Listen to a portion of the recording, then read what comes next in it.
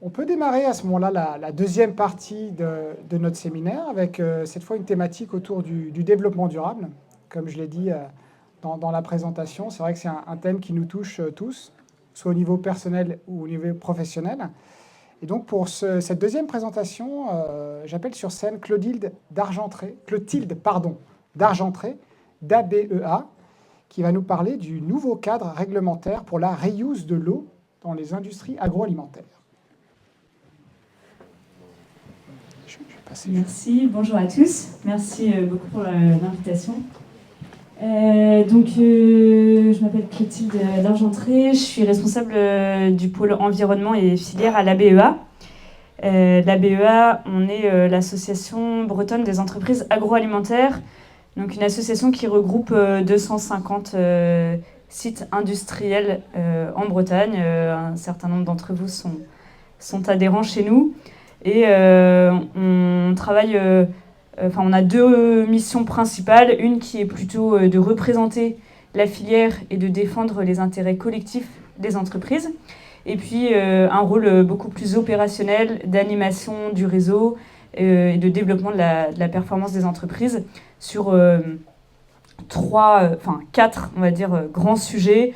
Les sujets de compétitivité, les sujets environnementaux, les sujets de capital humain et les sujets de performance industrielle. Donc avant de rentrer un petit peu plus dans le vif du sujet, je vous ai... j'ai fait une petite slide sur la filière agroalimentaire bretonne pour juste vous redonner quelques chiffres parce que je ne suis pas sûre que tout le monde ait bien en tête les éléments. Donc on est le premier secteur industriel de la région avec un chiffre d'affaires de 34 milliards d'euros, dont 4 milliards pour l'export. On a un peu plus de 1800 établissements en Bretagne, dont 1300 sont des entreprises, des TPE, des entreprises de moins de 10 salariés. Donc énormément de toutes petites entreprises qui ont des process quasiment artisanales.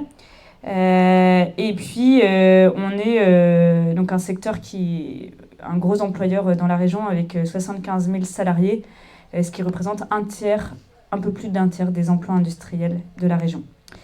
Et donc la filière agroalimentaire bretonne, donc à la fois des entreprises privées et puis aussi de nombreuses coopératives, nourrissent un Français sur trois. Donc en termes d'impact, évidemment, c'est bien plus large que les frontières, on va dire, de la Bretagne. Et donc on a aussi un rôle assez important en termes d'aménagement du territoire, parce qu'on a des entreprises qui sont réparties, les sites industriels répartis un petit peu partout. Et donc chaque Breton a une entreprise agroalimentaire à moins de 30 km de chez lui. Comme vous pouvez voir sur la carte, c'est réparti un peu partout. C'est une carte qui est issue du site internet de Bretagne Développement Innovation. C'est des cartes interactives. Vous pouvez aller voir, vous pouvez sélectionner par filière de produits pour voir les abatteurs de bovins, les laiteries, les conserveries de légumes, etc. Et puis donc l'ABEA, on est donc une association. On a un bureau et un conseil d'administration. Et donc juste pour imager un petit peu et rendre un peu plus concret, je vous ai mis juste les têtes, on va dire, des membres du bureau de l'association. Donc notre président Rémi Cristoforetti, c'est le directeur général de la coopérative Le Gouessant à Lamballe. Et puis on a 4 vice-présidents et 4 autres administrateurs au bureau, donc qui représentent qui sont à la fois des entreprises privées, des coopératives, des 4 départements bretons, et puis des grandes filières lait, viande, légumes, produits de la mer aussi. Voilà. Donc maintenant pour rentrer un petit peu plus dans le sujet, on m'a demandé aujourd'hui de vous parler du recyclage de l'eau et des évolutions réglementaires qui sont intervenues en 2024 et même qui se sont poursuivies début 2025 sur ce sujet. Traditionnellement, on va dire, on a un mode de circulation plutôt linéaire de l'eau dans l'entreprise. Donc j'ai l'impression que c'est un petit peu flou sur le schéma, mais donc l'eau, elle rentre dans l'entreprise traditionnellement par 3 grands moyens. Soit on prend de l'eau sur le réseau public, soit on a un prélèvement dans la ressource superficielle, où soit on a un forage avec un prélèvement souterrain. Et puis l'eau est utilisée dans les process pour des usages de nettoyage, pour le fonctionnement des utilités, et puis pour les usages de techniques de process, et aussi un petit peu en tant qu'ingrédient, même si ce n'est que 8% de l'eau prélevée par les entreprises agroalimentaires qui est utilisée comme ingrédient, donc c'est en fait relativement faible comme proportion.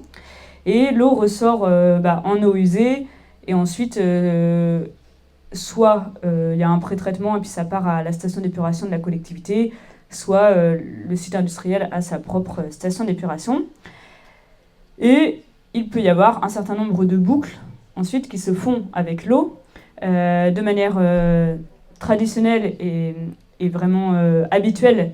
On a plein de recyclage de l'eau dans les process qui existent. Donc par exemple, l'eau si par exemple on traite des légumes, on va les laver et le premier lavage, les légumes vont passer dans plusieurs bains d'eau, et l'eau du dernier rinçage, qui finalement va être pas très chargée, va pouvoir être remise en pré-lavage des légumes suivants qui arrivent.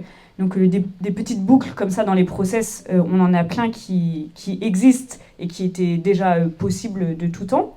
Après, on avait un autre sujet. Donc c'est ce que vous voyez en haut à gauche là du schéma, c'est les eaux issues des matières premières. Donc notamment ici en Bretagne, on a beaucoup de laiteries. Quand on concentre le lait, donc on extrait de l'eau du lait. Cette eau-là, par le passé, on l'a réutilisée pour énormément d'usages, et puis pour des raisons de principe de précaution sanitaire, ces usages ont été progressivement très largement diminués. Et donc les industriels laitiers disaient depuis longtemps que ce gisement d'eau qui pouvait être réutilisé que partiellement méritait sans doute de pouvoir être beaucoup plus largement réutilisé. Et puis ensuite, on a ce qui est en jaune, qui était de dire nos eaux usées traitées, nos eaux de station d'épuration, aujourd'hui, jusqu'en 2024, on n'avait pas le droit de les réutiliser dans le process alimentaire, et c'était une forte attente des professionnels de pouvoir le faire. Et de se dire, comment on peut au mieux passer d'une forme de circulation linéaire de l'eau à plein de formes de circulation cyclique à plusieurs échelles de l'eau. Et donc, ce qui est assez amusant, c'est que, en fait, en Bretagne, on s'est saisi de ce sujet il y a déjà longtemps. On avait un certain nombre d'industriels qui ont essayé de mobiliser les pouvoirs publics pour dire, nous, on aimerait bien, par exemple, recycler toutes nos eaux du lait. Nous, on aimerait bien, on a des eaux de station d'épuration, mettre les traitements adéquats par rapport à la qualité qu'on veut atteindre pour le nouvel usage qu'on veut faire de cette eau. Et on voudrait bien pouvoir réutiliser, du coup, nos eaux de station. Et jusque-là, individuellement, les demandes des entreprises aboutissaient plutôt à une méfiance, on va dire, de l'administration, qui disait, principe de précaution, non, on préfère que vous utilisiez soit l'eau potable, soit une eau de forage que vous potabilisez.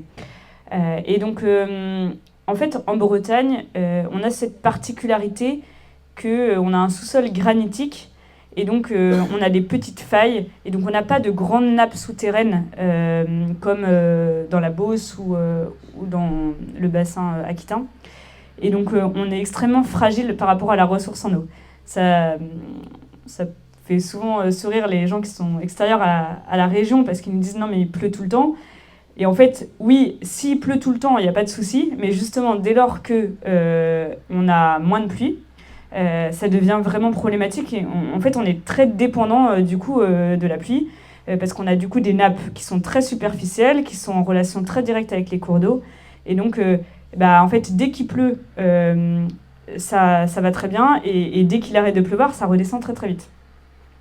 Et donc les industriels de l'agroalimentaire breton ont perçu assez vite, avec les effets du changement climatique, que si on se retrouvait avec une période de sécheresse un peu longue, on était vraiment en risque d'avoir une rupture d'approvisionnement en eau à l'entrée des usines, et que donc le sujet de trouver des ressources alternatives était vraiment un sujet crucial en termes de pérennité de l'activité.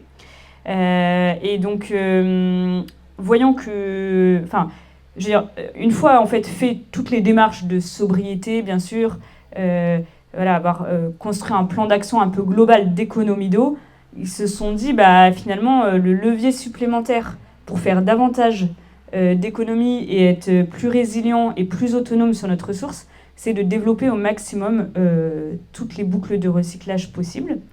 Et donc, voilà, on a un certain nombre d'industriels qui ont essayé donc, tout seuls, qui, voyant qu'ils n'arrivaient pas à faire évoluer la réglementation tout seuls, se sont dit, bah, peut-être que si on se regroupe à plusieurs, on aura plus de poids. Et donc, en 2019, on a deux coopératives, une coopérative laitière et puis une coopérative de viande, la Coperle et l'Aïta, qui sont venus nous voir et qui nous ont dit, bah voilà, nous on a déjà discuté ensemble, on a identifié qu'on avait le même problème et qu'on voyait un peu les mêmes leviers pour avancer. Et on se dit que peut-être, en fait, on n'est pas les seuls, tous les deux, à avoir cette problématique. Donc nous, on a sollicité un petit peu nos adhérents, comme ça on a dit, bah voilà, est-ce que certains seraient intéressés pour qu'on monte un petit groupe de travail et qu'on discute de ce sujet du recyclage de l'eau. Et donc on a eu tout de suite beaucoup d'adhérents qui nous ont dit, bah oui, pour nous c'est un vrai sujet. Et donc vous voyez un petit peu là dans les logos que je vous ai affichés, il y a à la fois des grandes entreprises, aussi des plus petites, et sur un peu toutes les filières de produits. Donc notamment bien sûr toutes les laiteries, mais aussi sur la viande, sur le légume. Enfin c'était vraiment et après sur le plat cuisiné, mais vraiment les trois gros pôles au démarrage, c'était les abattoirs, les laiteries et puis les conserveries de légumes. Et donc on a monté un petit collectif un peu informel qu'on a appelé le collectif Eau Propre, en se disant bah nos eaux sales, on peut les rendre à nouveau propres et pour un nouvel usage. Et on s'est dit, bah voilà, tout le monde dit qu'il y a un blocage réglementaire, mais déjà, premier objectif, c'est analyser quel est exactement ce blocage et comment on peut le lever.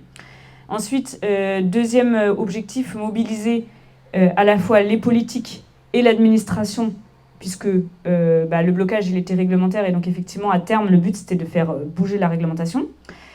Sensibiliser aussi l'opinion publique, parce que on nous opposait souvent que... En fait, il y avait un frein sociétal, que les gens n'étaient pas prêts à consommer des aliments qui avaient été en contact avec une eau usée traitée, par exemple. Donc, voilà, déjà, expertiser, est-ce que ça, c'était de l'ordre du ressenti de quelques personnes, ou est-ce que c'était un vrai problème de blocage sociétal, et donc aussi communiquer sur le sujet pour expliquer nos pratiques et rassurer, notamment sur les technologies de traitement, etc. Et puis, à terme, évidemment, faire évoluer la réglementation. Donc, du coup, d'un point de vue réglementaire, on a fait pas mal d'expertise sur le cadre réglementaire. Ce qu'on a constaté, c'est qu'au niveau européen, aucun frein ne s'opposait au développement de la reuse de l'eau dans l'industrie agroalimentaire, et que plein d'autres pays européens, du coup, le faisaient.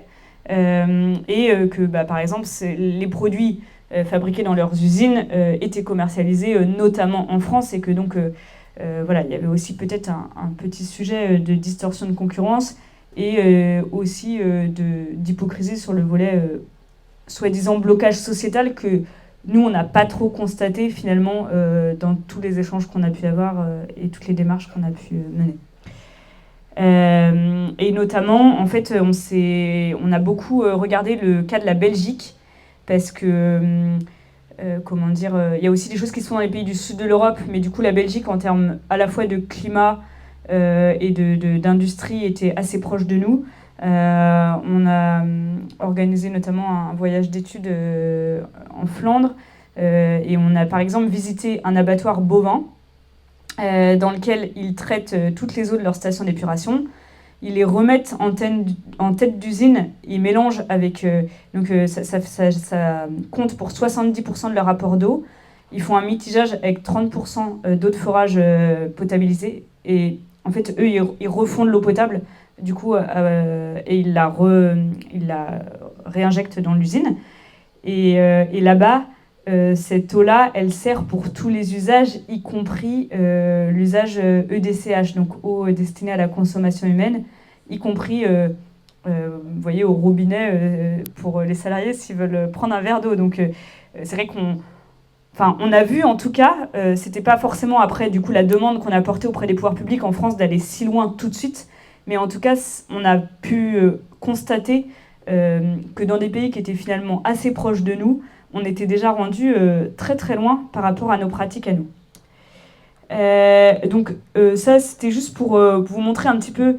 Donc on a démarré en octobre 2019 pour une réglementation qui au final a abouti en 2024, donc 5 ans avant d'avancer. Et les petites couleurs autour, c'était un peu pour vous montrer qu'à la fois on avait des actions plus techniques, donc on a travaillé en groupe de travail sur vraiment les paramètres de qualité d'eau par rapport aux usages qu'on voulait faire, etc.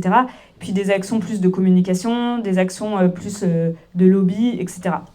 Et donc, la petite photo, là, c'est l'ancien ministre de l'Agriculture, Marc Fesneau, qui était venu au SPACE à Rennes, donc salon de l'élevage, et à qui on avait fait boire, du coup, de la bière belge, qui avait comme ingrédient principal de l'eau, justement, issue d'une station d'épuration d'un abattoir en Belgique.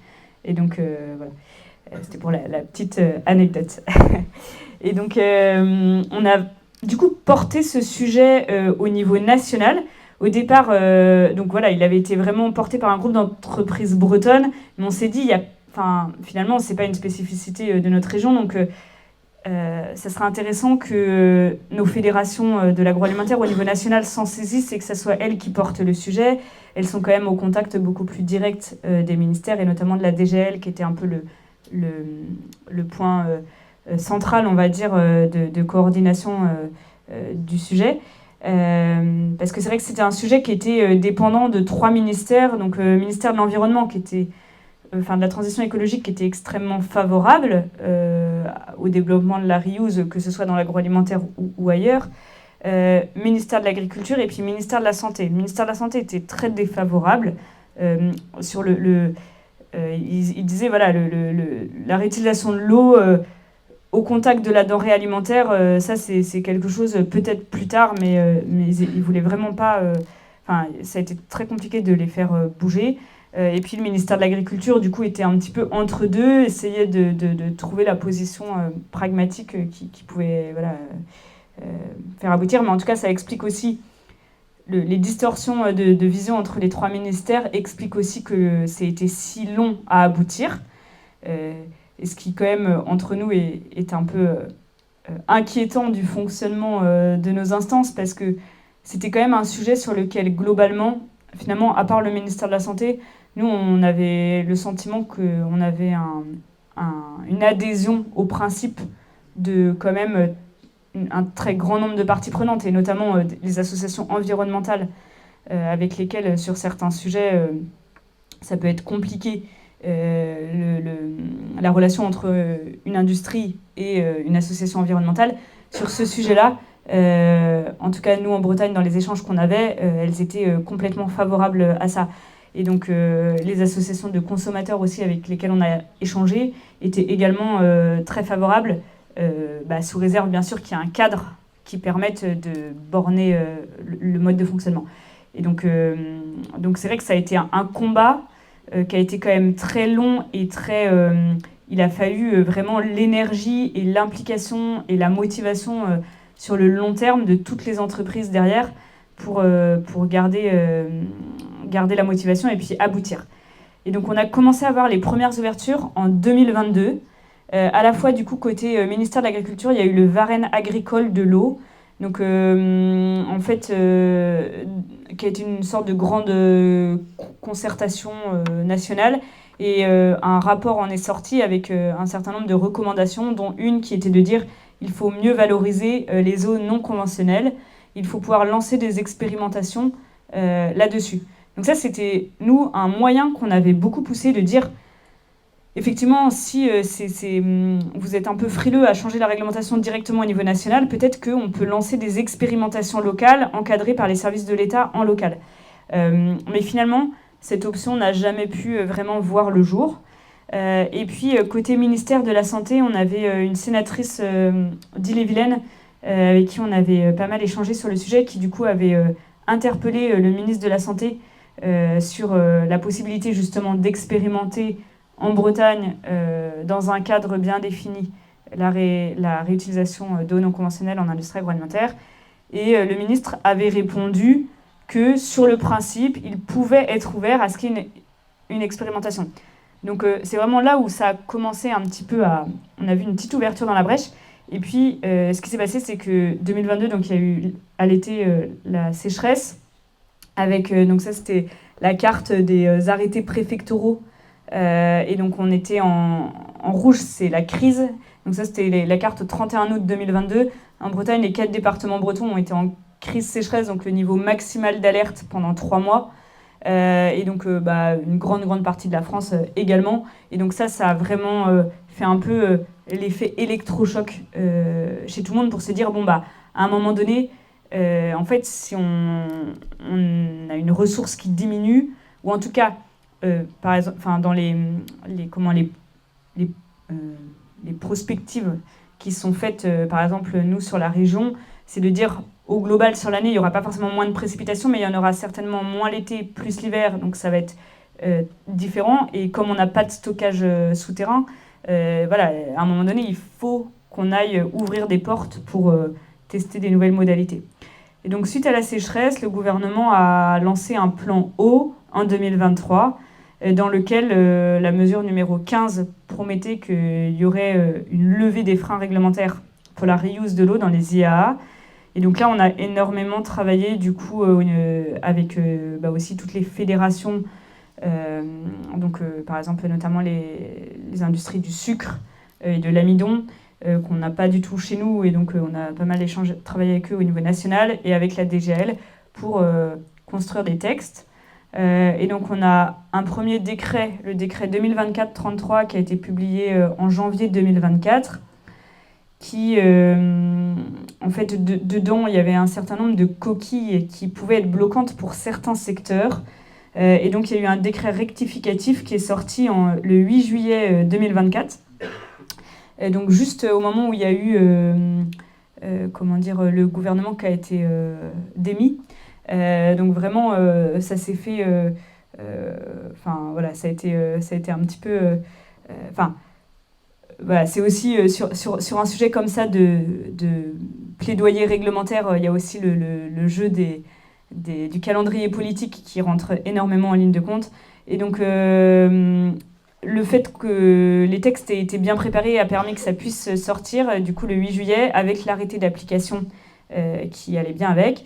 Ces textes-là impliquent une modification du coup du Code de la santé publique. Donc, on est vraiment côté Code de la santé, avec la création des articles R 1322-76 à R 1322-86.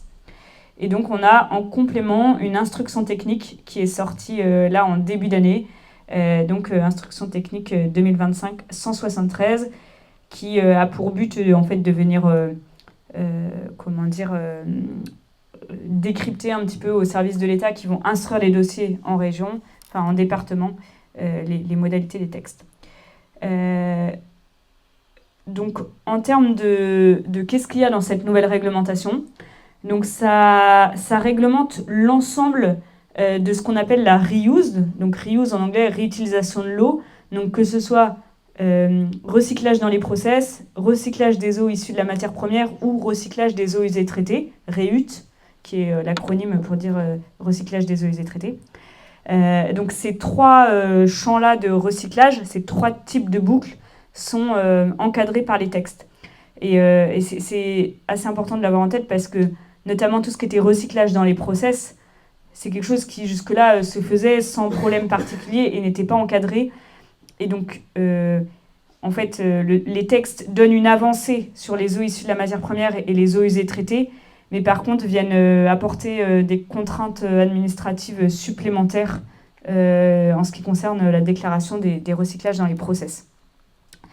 Donc dans les textes, on a un certain nombre de définitions qui sont proposées. Donc une définition de qu'est-ce qu'on considère comme une eau usée, qu'est-ce qu'on considère comme une eau réutilisée, Donc, enfin, je vous lis pas les définitions, hein, vous pourrez aller voir. Mais du coup, c'est voilà, c'est assez comment dire, important de se référer à ces définitions-là. Et puis, donc une définition de toutes les eaux, et puis une définition aussi des zones de contact. Parce qu'après, du coup, on va voir que en fait, le texte vient croiser des types de contacts avec des types d'usage et des types d'eau. Donc, on a la notion de contact direct, contact indirect et sans contact avec le produit alimentaire, la denrée alimentaire. Voilà. Donc, quel est le champ d'application vraiment de ces textes ? On parle des eaux réutilisées pour des usages de préparation, transformation et conservation de toutes denrées et marchandises destinées à l'alimentation humaine, y compris pour procéder au nettoyage des locaux, installations et équipements. Donc, tout ce qui rentre dans le champ de l'atelier de transformation. Par contre, ces textes ne s'appliquent pas aux étapes amont ou annexes à ces opérations, activités extérieures aux locaux de préparation, transformation, conservation des denrées alimentaires. Donc ça, c'est par exemple, dans un abattoir, le lavage des caisses d'animaux qui servent à transporter par exemple, les animaux vivants, enfin, par exemple les caisses de volailles, ne sont pas concernés par ces textes. Tout ce qui est connexe ou amont à la partie vraiment denrées alimentaires ne rentre pas dans ce champ d'application. Et donc, un certain nombre d'usages de recyclage existaient déjà, par exemple sur des lavages extérieurs de camions, sur voilà, des usages comme ça. Ça n'est pas remis en question et ça n'a pas besoin de rentrer dans ce nouveau cadre. Et ça ne s'applique pas non plus à l'utilisation d'eau pour des usages techniques industriels, donc lutte contre l'incendie, production de vapeur non alimentaire. Si la vapeur elle est utilisée au contact direct du produit, là évidemment ça rentre dans le champ, mais si c'est la vapeur pour des chaudières, ça ne rentre pas dedans. Et donc production de froid, donc notamment tour aéro-réfrigérante, ça ne rentre pas non plus dans ce nouveau cadre réglementaire. Alors je pense que c'est pas très lisible, mais vous aurez la présentation. Là l'idée c'est un petit diagramme de décision pour se dire en fait je suis une entreprise agroalimentaire et j'ai un projet de réutilisation de l'eau. En fait je rentre dans le champ de quel cadre réglementaire et donc globalement la logique c'est que si c'est pour un usage au sein du process de transformation de la denrée, je rentre dans ce nouveau cadre, donc code de la santé publique. Si ce n'est pas pour ce type d'usage, mais que c'est pour un usage, un des 7 usages domestiques qui ont été listés dans le volet code de l'environnement, donc par exemple arrosage des espaces verts autour des bâtiments. Si mon entreprise est une ICPE, alors on rentre dans la réglementation reuse côté code de l'environnement, et notamment le décret 2025-239 qui est sorti le 14 mars 2025 et qui réglemente ces usages-là. Et si ce n'est pas non plus pour donc si c'est ni pour un usage dans le process, ni pour un des 7 usages domestiques, si c'est par exemple pour les tours de refroidissement, donc je suis ni dans le champ de transformation de la denrée alimentaire, ni dans le champ des 7 usages domestiques réglementés, dans ce cas-là, il n'y a pas de cadre spécifique qui est lié à la reuse. Ça ne veut pas dire qu'il n'y a pas de réglementation à respecter, mais par exemple, sur les tares, vous avez une réglementation spécifique, et donc vous continuez à la respecter, mais en fait, quelle que soit l'origine de votre eau. Voilà. Donc, en termes d'exigence de qualité, les textes viennent donner un certain nombre d'obligations. Les exigences minimales en termes de qualité sont définies en fonction de 3 paramètres.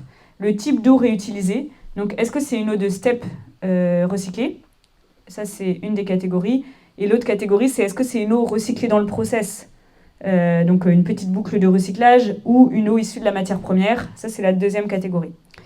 Ensuite, le deuxième paramètre, c'est la catégorie d'usage de l'eau. Est-ce que c'est pour un contact direct avec le produit ? Est-ce que c'est pour un contact indirect ou est-ce que c'est sans contact avec le produit ?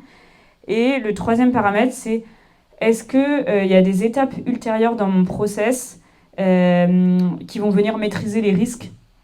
Donc par exemple, j'utilise de l'eau dans une conserverie pour faire du convoyage de petits pois. Et après, je stérilise. Et cette eau-là, elle est une eau de reuse. Et derrière, dans mon process, j'ai une étape de stérilisation qui vient maîtriser un certain nombre de risques. Et donc, voilà, le fait d'avoir cette étape ultérieure de maîtrise des risques dans le process vient également rentrer en ligne de compte pour définir le niveau de qualité exigé pour l'eau au moment où elle est en contact avec le produit. Toutes ces exigences de qualité, donc, vous les retrouvez dans l'annexe 2 de l'arrêté d'application du 8 juillet 2024. Et donc là, je vous ai présenté sur la partie eau recyclée issue de la matière première ou eau de processus recyclé. Vous avez donc 5 grandes catégories d'usage. Le contact direct sans étape de maîtrise, le contact direct avec une étape de maîtrise, pareil pour le contact indirect, sans étape avec étape, et le sans contact. Et en fonction de ça, vous avez les exigences minimales de qualité qui sont associées. Et puis, pareil, donc pour les eaux usées traitées recyclées, vous avez ces 5 mêmes grandes catégories d'usage et les exigences minimales de qualité. Et donc, par exemple, vous avez une eau de station d'épuration que vous voulez traiter pour la recycler. Si c'est pour un contact direct avec votre produit, sans étape de maîtrise derrière, vous êtes obligé de reproduire de l'eau potable. Mais si derrière, dans votre process, vous avez une étape de maîtrise, sur la partie bactériaux, vous devez respecter les critères, donc Escherichia coli et Enterocoque de l'arrêté de janvier 2007 qui a été révisé en 2022. Mais sur la physico-chimie, vous avez une latitude, c'est-à-dire que c'est à vous, en tant qu'exploitant, par votre analyse de risque, de définir les paramètres qui vous semblent adéquats. Voilà. Je ne sais pas en termes d'horaire combien de temps il reste. Mais... On est bien, il reste 5 minutes. Ok, super. Et donc, je voudrais juste vous parler aussi de d'autres aspects qui rentrent en ligne de compte. Notamment, les textes viennent donner des indications en termes de réseau de circulation de l'eau.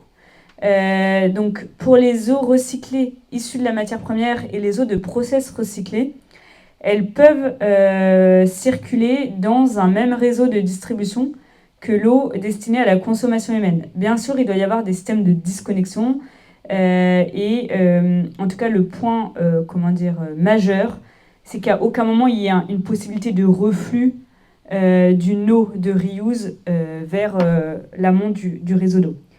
Et par contre, concernant les eaux usées traitées recyclées, en fait, si l'entreprise a décidé de mettre des traitements qui lui permettent de refaire une eau de qualité potable, qui ne sera pas une eau potable au terme réglementaire du terme, parce qu'une eau potable vient du milieu naturel, mais qui sera une eau qui respectera les critères de qualité de l'eau potable, à la fois sur la bactério et sur la physico-chimie, parce que, mettons, elle veut utiliser cette eau-là pour tous les usages possibles de l'eau dans l'usine.